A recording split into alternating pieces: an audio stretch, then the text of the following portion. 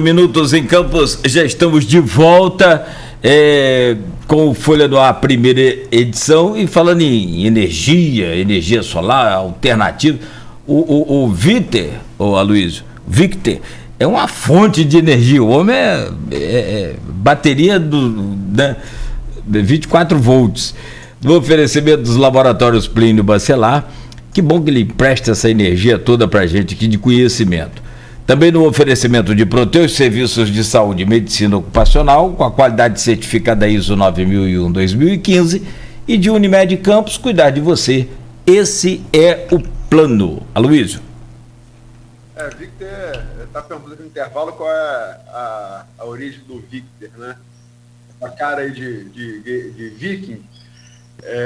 Ele estava falando que é da Suíça, né? Não é da Alemanha, mas a Suíça tem vários cantões. Tem o cantão que fala francês, o cantão que fala italiano, o cantão que fala uma língua própria, que é o flamenco, e o cantão ao qual o Victor pertence, que fala alemão. E é legal que o Victor tem esse jeitão de alemão, de viking, né? Mas é bem brasileiro, né? É bem despojado para falar. E realmente muita energia. Victor, antes de... Aloysio, eu consegui produzir um livro, por acaso, contando a história da chegada do Victor no século XIX aqui.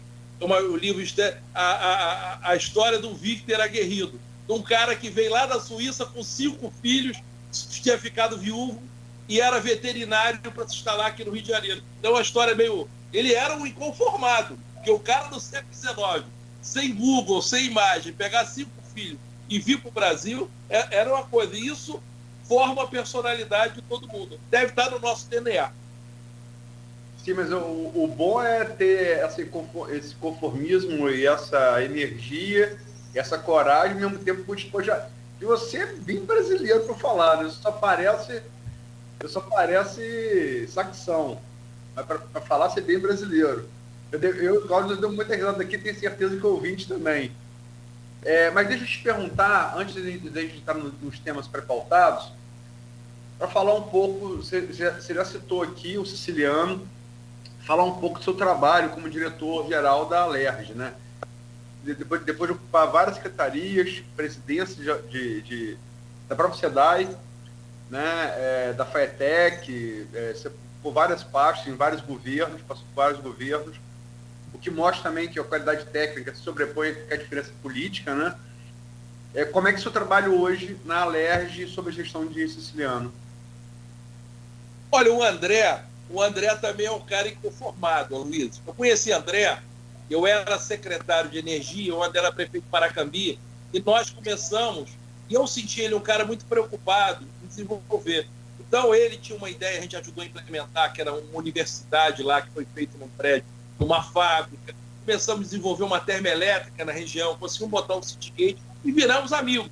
Outro dia minha esposa estava lembrando que ela falou: você está lembrado que foi o André que deu o berço do Francisco? Nem eu sabia. Ele ligou para a minha secretária: quero dar um presente. O berço do Francisco foi o André. Então o André é um amigo de longa data mesmo, sempre interagindo em qualquer lugar, se eu estivesse na educação, se eu estivesse na SEDAI. E quando ele assumiu a presidência da Alerj, eu estava saindo da Secretaria de Educação, ele me fez um convite. Eu, na realidade, eu iria para outros lugares, tinha perspectiva. Mas o André foi uma mão de Deus. Eu falo isso, eu me emociono sempre. Por quê? Porque eu estava com minha mãe doente, Dona Lida, estava com câncer, tinha uma dificuldade, eu precisava estar mais próxima dela, por conta do amor que eu tinha. E em outro lugar, nos outros desafios que eu tinha, eu não tinha condição de dar a atenção que eu pude dar à minha mãe, em todas as sessões de quimioterapia, e a Alerj me propôs isso. Deus agiu através da mão do André, e eu agradeço. Inicialmente ele tinha me chamado para tocar a nova sede, que já inauguramos, que é o Alerjão, que é uma cidade dentro do Rio de Janeiro, e depois ele me pediu para ser o diretor-geral, falou: preciso que você toque tudo. E a gente vai lá, a gente briga todo dia, mas temos, eu acho, uma admiração mútua, grande.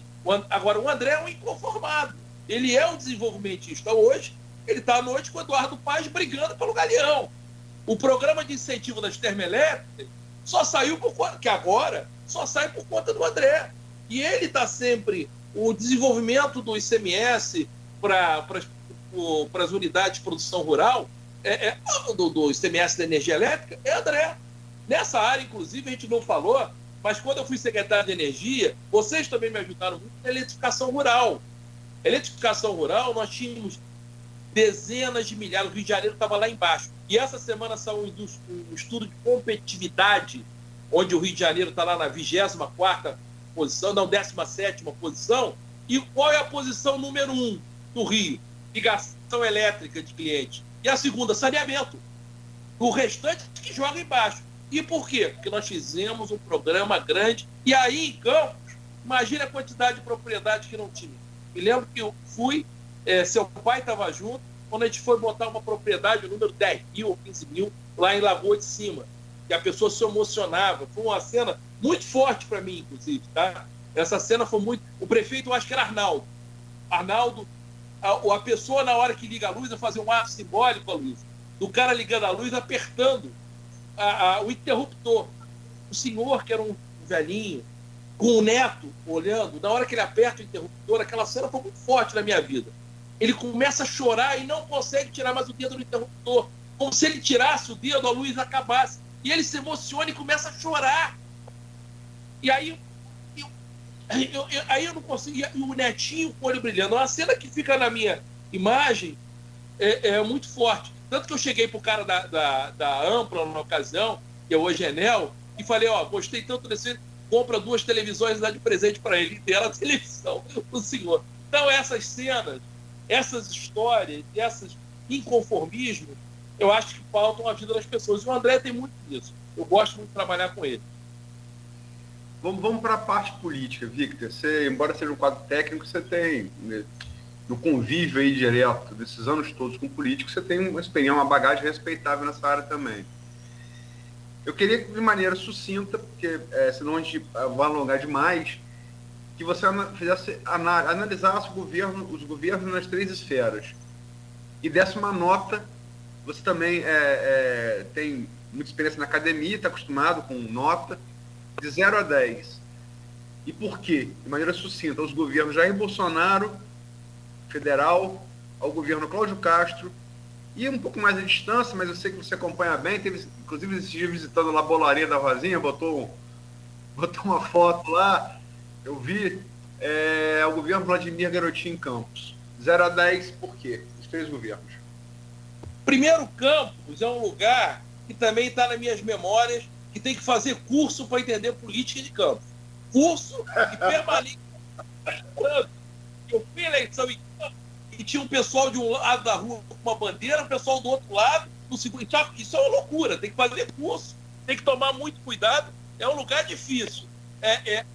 A Rosinha, eu fui lá no bolo dela, eu sou grande admirador da Rosinha, não é por outra razão que quando ela terminou o governo dela, ela saiu com um grau de aprovação acima de 80%. É de uma simplicidade, uma dedicação e um carisma, e uma simplicidade muito importante. E fui lá comer o bolo dela. Com o bolo que eu fui comer, ela falou, não tem diet, que eu não como açúcar. Mas aí eu levei uma coisa chamada tronco lá para casa, lá do meu cunhado, todo mundo comeu lá a questão do tronco, o bolo, o sucesso, e sou grande admirador dela, pela seriedade, dedicação. E o Garotinho é um fenômeno.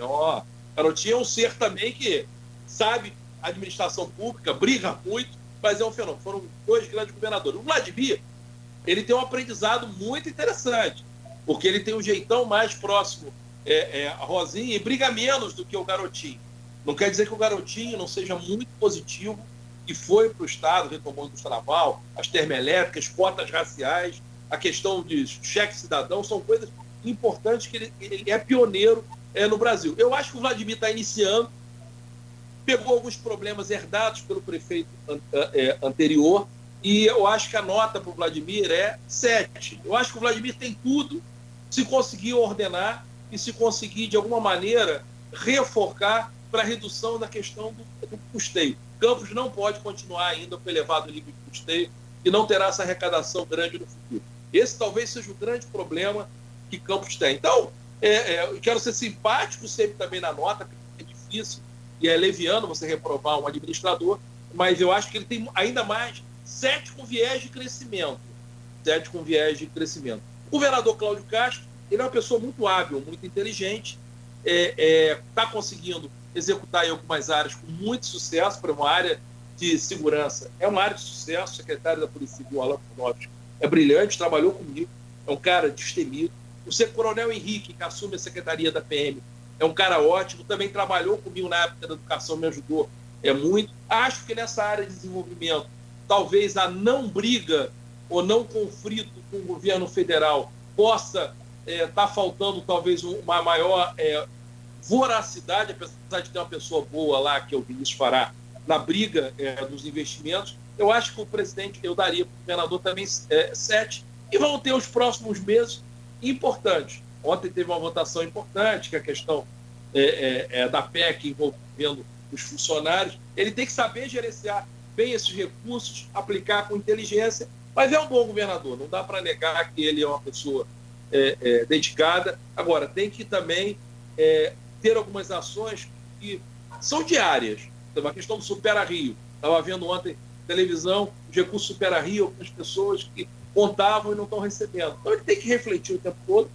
Ele é hábil, porque ele é político e veio do meio político e tem sensibilidade em relacionar. O presidente Bolsonaro, ele até começou bem, não dá para negar que o presidente Bolsonaro reduziu a corrupção no Brasil.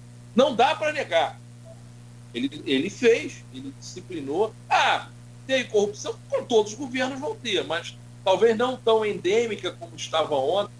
Eu vejo até pelo caso da Petrobras, infelizmente eu vi amigos que eram funcionários de carreira, não eram políticos que ficaram de fora, se levaram à corrupção. Talvez essa questão de ele querer marcar a posição e a questão da saúde foi um aspecto muito negativo, porque houve, de fato, muita desídia no início. Inclusive desídia de algumas pessoas que são críticas dele. O ministro Mandetta fica fazendo uma conversa, não sei o quê.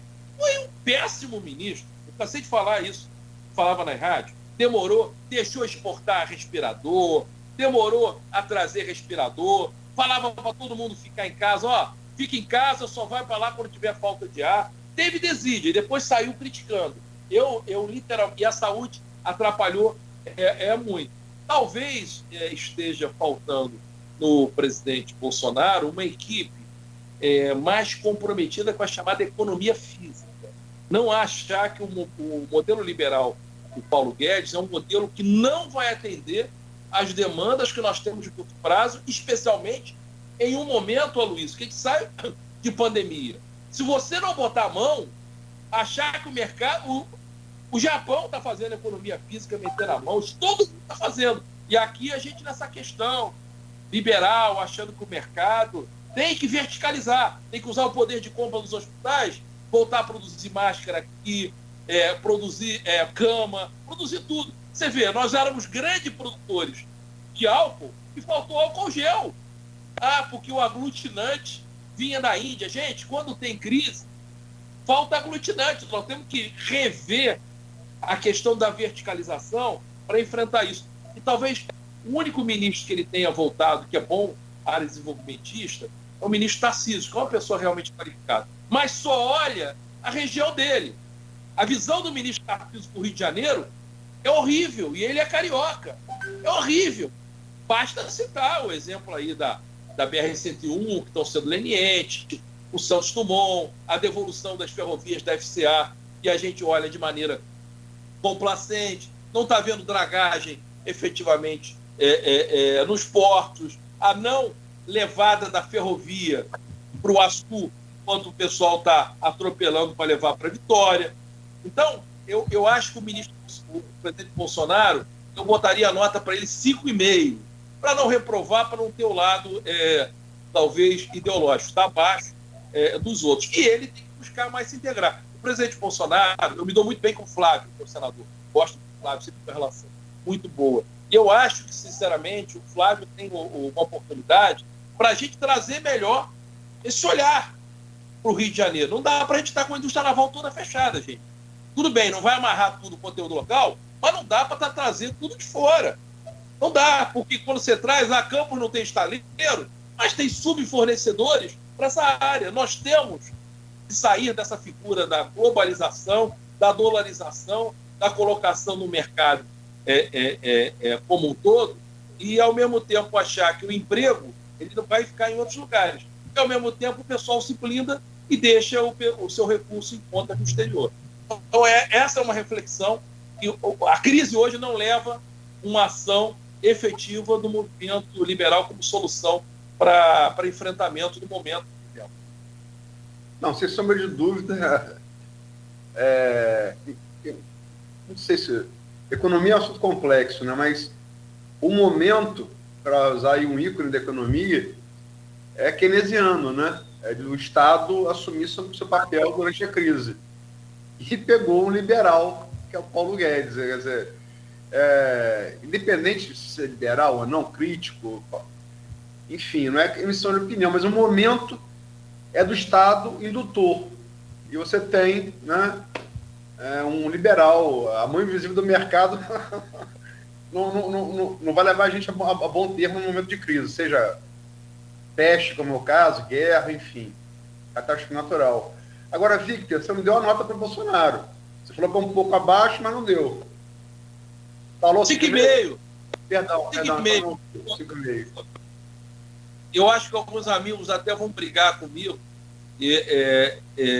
Eu não votei no presidente Bolsonaro, sempre declarei, mas eu acho que ele começou com virtudes, haviam problemas. Talvez eu acho, Aloysio, eu falo muito com amigo, eu tenho uma identidade com muitos amigos da esquerda, mas o que talvez tenha faltado um pouco no PT em algum momento é algumas pessoas terem feito a meia-culpa dos erros que aconteceram. Tiveram 200 virtudes, tiveram problemas, tiveram uma ação importante de desenvolvimento, talvez tenha falhado muito mais no segundo governo Dilma. A Dilma é minha amiga pessoal, nós fomos secretários juntos, eu era secretário do Rio e ela era secretária do Rio Grande do Sul de Energia. Perdemos uma eleição junto, ela era minha vice, uma eleição por fórum de secretário de Energia, mas eu acho que deixou, algum momento, escorregar demais, o que permitiu essa ação do golpe que foi feito na ocasião aí pelo pessoal associado ao Temer. Eu acho que, talvez, o presidente Lula, que é um político talvez o mais experiente nesse momento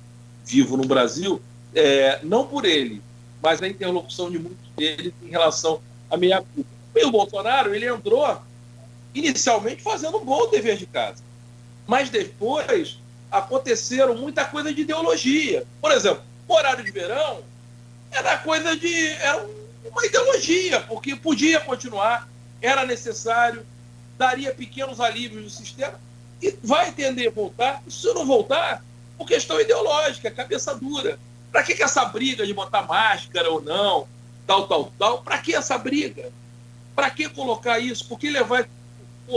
Por que colocar para o Brasil e falar, não, a minha imunização acontece a partir da Covid que tive e não a partir da vacinação? Houve um delay, claro, na colocação da vacina. Muitos ministros da saúde, logicamente, talvez tenha errado na escolha, como o Mandetta e o próprio Pazuello, tiveram erros primários.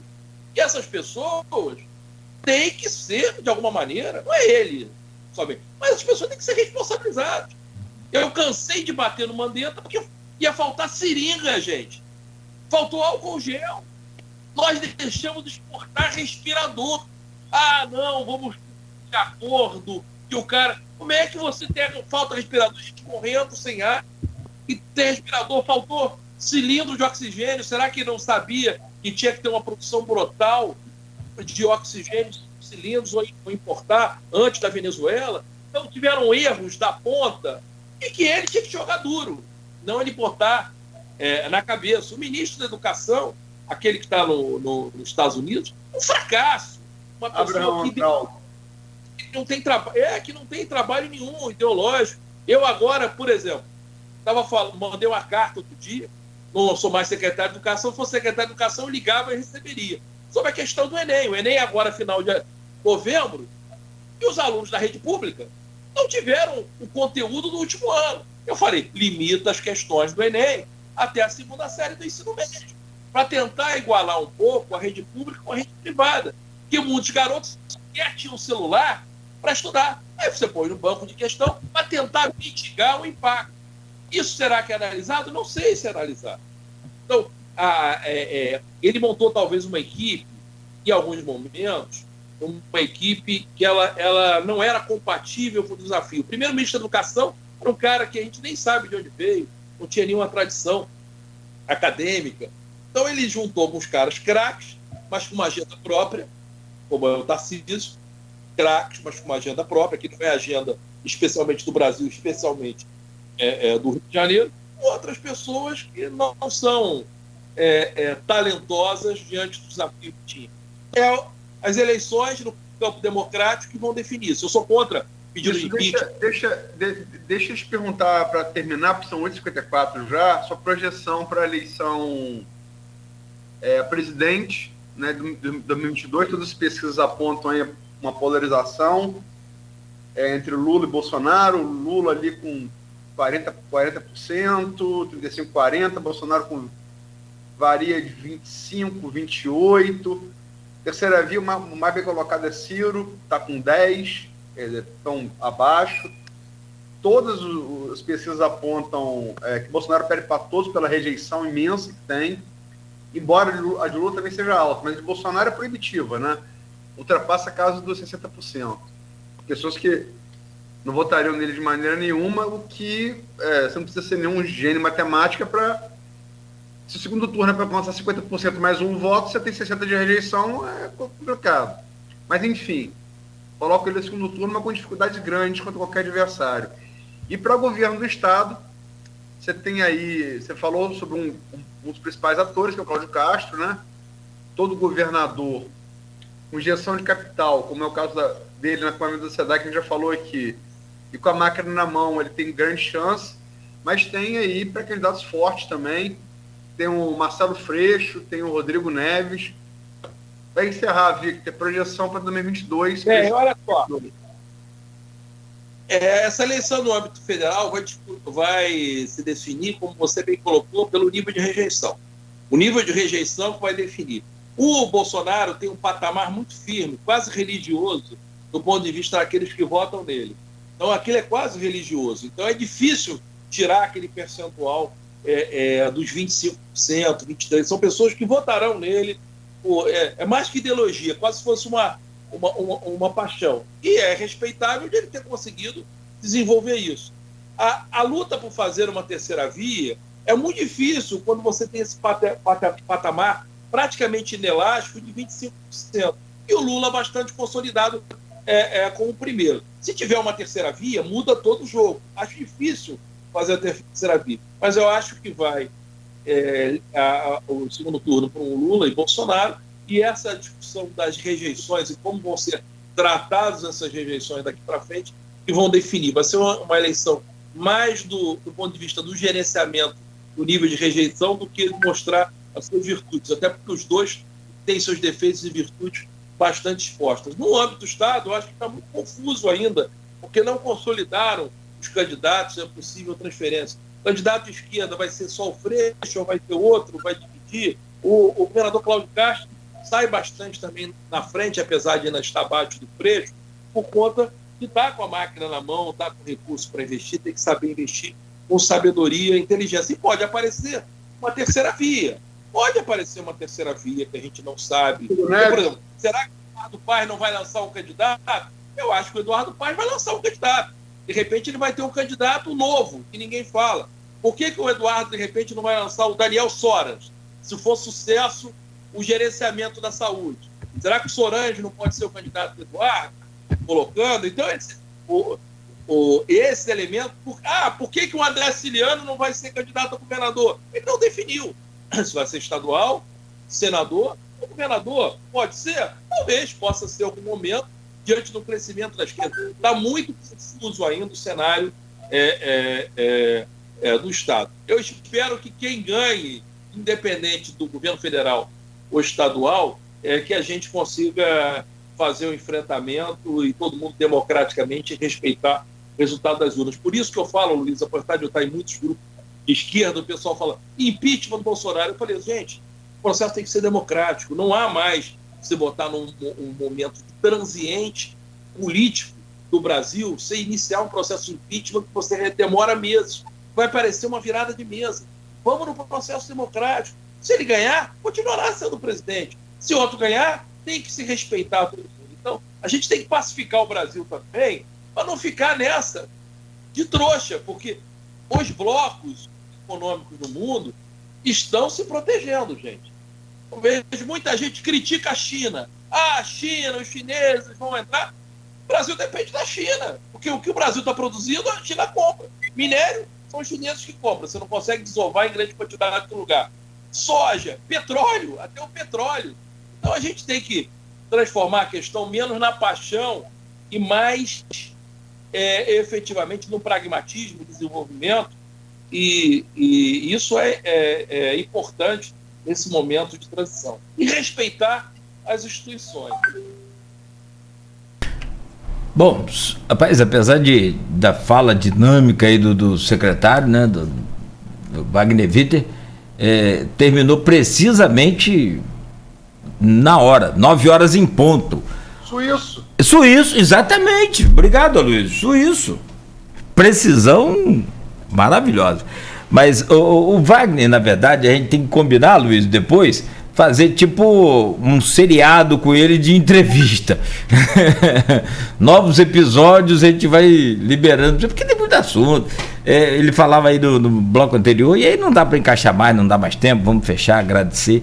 Falava sobre a questão do gás que está sendo importado, e se a gente reinjeta gás nos poços da Petrobras. Eu queria entender mais isso, mas vamos deixar para uma próxima. Tem outras questões também importantes, pertinentes, né? Mas a gente deixa aí a expectativa para uma próxima, e quem sabe até presencial, né? Quando a gente puder. Meu caro Wagner Witter, foi um prazer, uma honra. Rapaz, e hoje nós quase que demos de 2-1, hein, cara? A salvação foi Beto aqui, que salvou, que é flamenguista, né? Então ficou no empate, 2-2. Mas já tá bom. O Aloysio é flamenguista também, você tricolor, eu também. Então fechamos do 2-2. Obrigado pela entrevista, obrigado pela participação no programa, extremamente produtiva. Tenho certeza que vários ouvintes elogiaram aqui, agradeceram, né, e desejando muito sucesso aí, muita saúde e paz para o senhor. Seja sempre bem-vindo aqui ao grupo. Olha, muito obrigado pela oportunidade, Aloysio. Eu estou falando uma grande admiração pelo Grupo Folha, porque muitas vezes, como eu disse, eu nessa indignação, o Grupo Folha, que às vezes era crítico também, mas sempre esteve do lado, apoiando. Eu queria até fazer um pedido para o Aloysio, publicamente, qualquer hora, se você botar algum teu garoto aí de pesquisa, alguém estagiário, levanta toda a história do Pão do Açu desde 99, das reuniões, os seminários, a pena fundamental, que isso dá um pouco da história. As pessoas esquecem como as coisas acontecem, e vocês talvez sejam o melhor registro histórico dessa evolução, desse processo, porque vocês sempre estiveram juntos.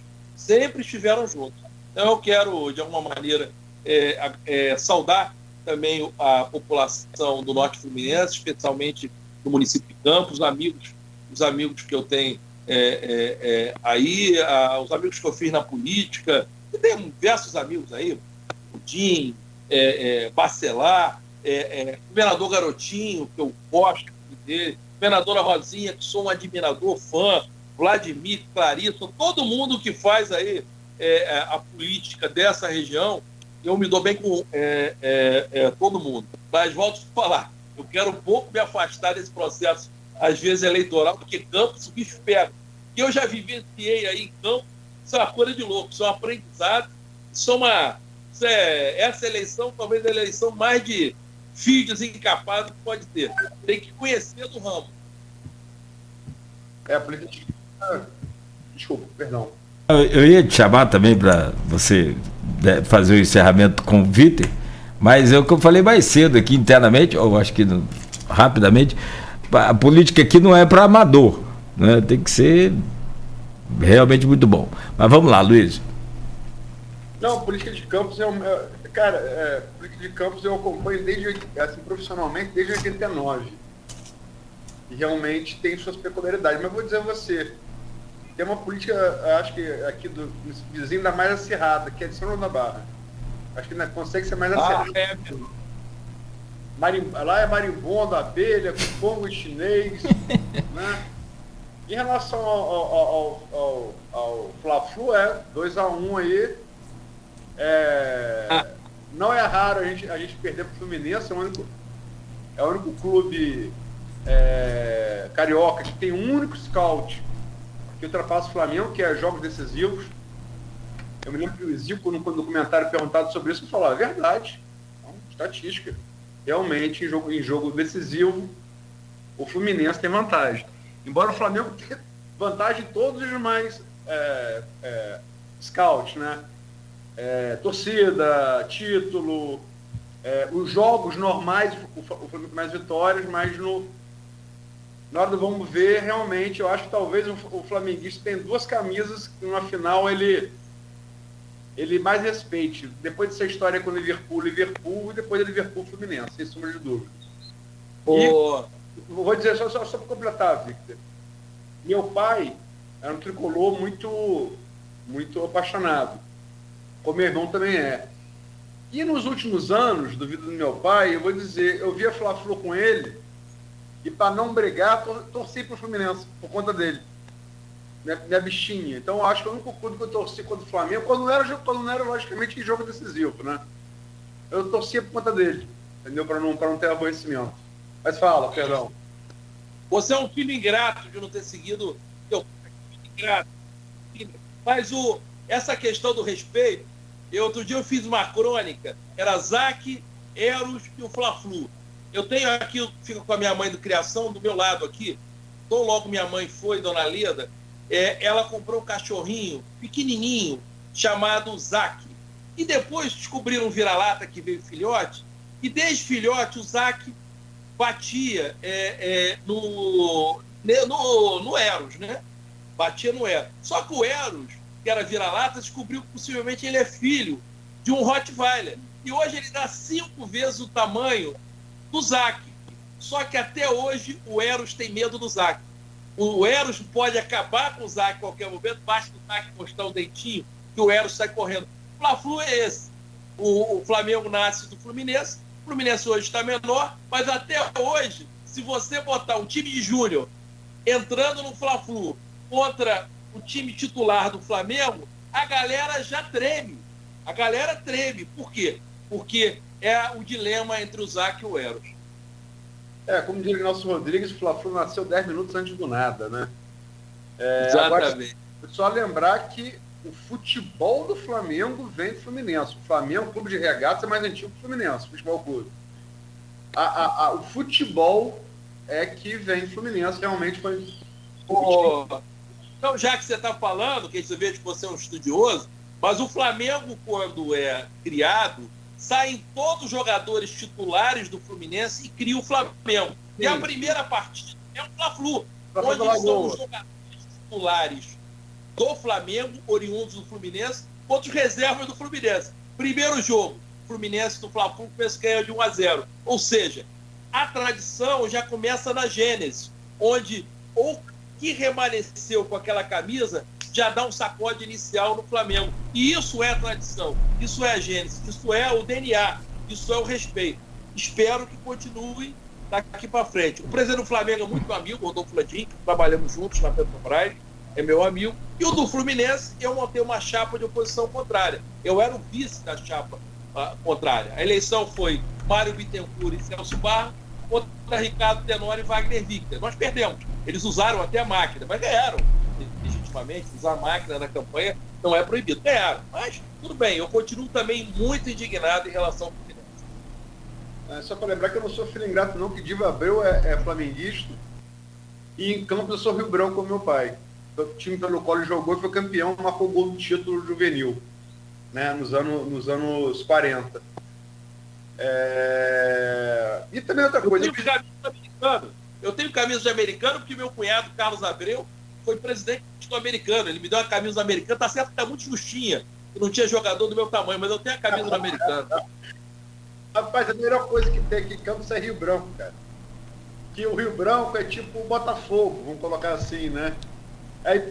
Brigam muito americano e Goitacás. O Goitacás é o Flamengo. Talvez o americano seja o Fluminense. E você não se envolve em polêmica. A melhor coisa é ser Rio Branco. E tem muito orgulho, verdade. Tem muito orgulho do meu pai ter sido jogado lá, ter marcado o gol do título. Quanto a Marildo, que foi destaque, né, da Copa do Mundo, processo 62. 62. 72, substituiu o Pelé, se machucou no segundo jogo contra a Tchecoslováquia. E foi destaque daquela Copa no jogo contra a Espanha, que era um time muito duro, tinha Di Stéfano, Puskas, enfim. Fez 2 gols nessa partida. Tem uma cena famosa de vídeo, Garrincha beijando ele após o segundo gol. Ele era garoto, né? Beija ele, abraça e beija o cucuruto dele. Garrincha foi o grande jogador daquela Copa, né? E gol de cabeça e de falta. Zidane depois também, né? Em 98, que nunca tinha feito gol de cabeça, e no final com o Brasil. Para nossa infelicidade. Ele também foi o destaque daquela Copa, né? Eu acho que 3 jogadores fizeram isso. Pelé não foi um deles. Garrincha em 62, Maradona em 86 e Zidane em 98. Zidane quase reprisa em 2006, né? Mas ele literalmente perdeu a cabeça. Não, o Romário ganha a Copa. Romário ganha a Copa de 94 também. A Copa de 94 não dá para tirar do Romário. O Romário é genial e fez a diferença naquela Copa.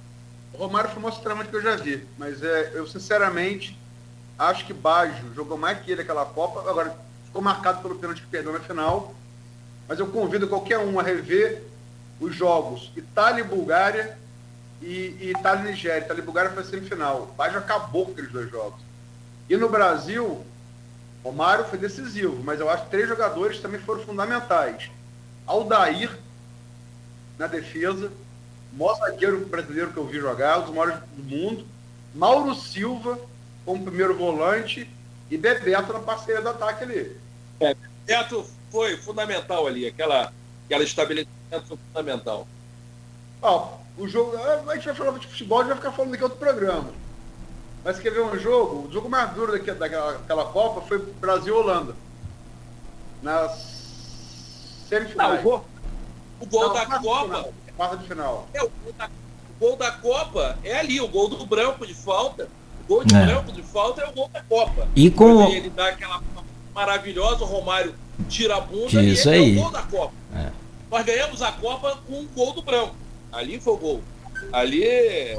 E ele chamou a responsabilidade. Ele falou, me dá a bola, a falta acontece nele, me dá a bola que eu vou fazer o gol. O Branco ganha aquela Copa naquele gol. Logicamente, quem foi o fantástico foi o Romário.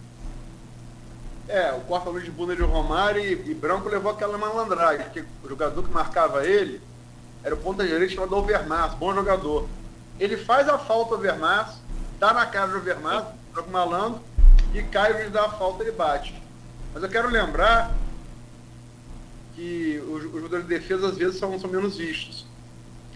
E o próprio Dick Advocaat, que era o técnico da Holanda, fala isso abrindo a coletiva. Olha, nos preocupamos em marcar os atacantes de vocês. Acho que marcamos bem. Bebeto e Romário, muito bons. Aí me vem um zagueiro, pega uma bola, rouba a bola no contra-ataque, dá um passe 60 metros para Bebeto da ponta esquerda. O que eu posso fazer contra isso? Verdade. Que antecipou o Rijkaard, que era outro craque, antecipou e lançou Bebeto na ponta esquerda. Bebeto toca, Romário entra e o Brasil abre o sistema defensivo holandês, né? Fez 2-0, depois a Holanda empatou e aí foi branco. Mas Aldair jogou muito aquela Copa. Mas vamos acabar, a gente vai falar muito de futebol, você vai falar do Aldair, eu vou falar de coisa no Fluminense, vai ser uma loucura. Vamos embora. Destacar que já falamos aqui, né? Já defendemos o nosso peixe. Mas é que Victor, eu acho interessante que ele consegue,